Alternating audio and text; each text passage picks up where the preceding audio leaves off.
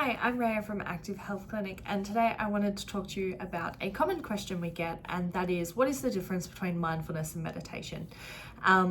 So to someone who does this a lot, there are very specific differences, but they very much complement each other, and there are a lot of similarities. So it doesn't really matter how much there is a difference between the two and what that is, but it is always helpful to have a little bit more clarity behind that too. So mindfulness is a state of engagement, of trying to be present and mindful to where you are and what you are doing. And you can practice mindfulness at any point in time. That could be while you're driving, while you're eating, while you're gardening. The idea is that you're focused to the task at hand and you're grounded within that task and you're trying to be present within that task. So that is mindfulness. Meditation generally entails a specific practice that is more of a sit down and focus and engage with the task itself.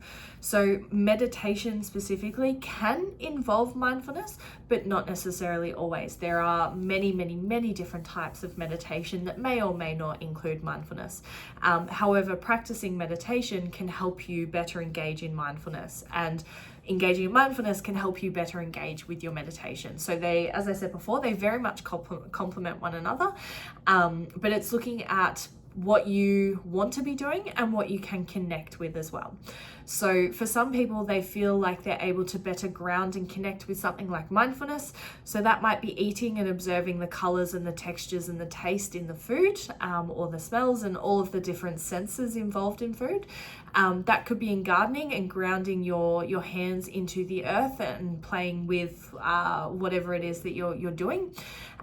So mindfulness can be something that's a little bit more tangible, a little bit more physical, a little bit more sensory involvement, and that can be done on a case-by-case choice basis. So you can do this while driving, you can do this and sit for 30 seconds and focus on your breath and be mindful of your breath experience.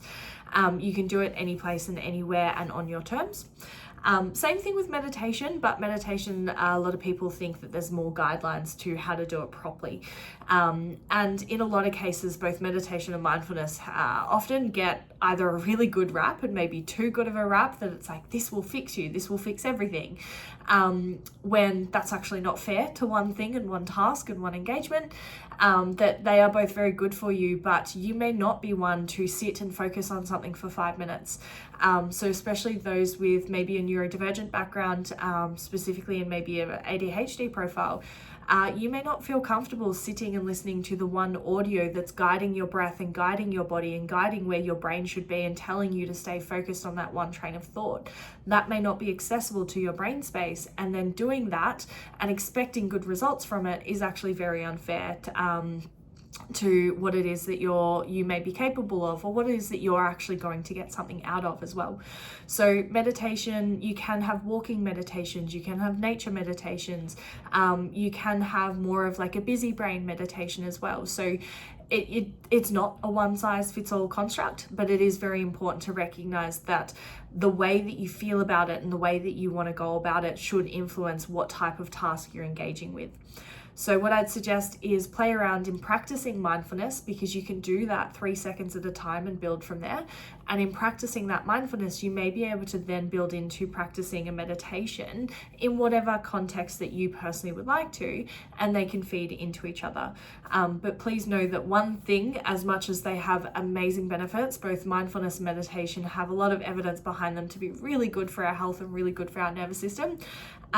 It's not a one-size-fits-all. There's no perfect meditation or mindfulness task you need to be focusing on, nor how often you need to do it, and nor is it ever going to be curative for whatever it is that you're going for. It needs to be done involved in or part of a big circle of network of things that are going to be helpful for your symptom experience and your capacity and whatever else it may be. So they definitely can be beneficial, but only if you go about them in the way that you and your brain space and your body space need you to go about, ones that you find comfortable and welcoming and things that you look forward to, rather than one that brings out stress or anxiety or attention in whatever way that may be. So I hope that all makes sense. If you've got any questions, drop them below.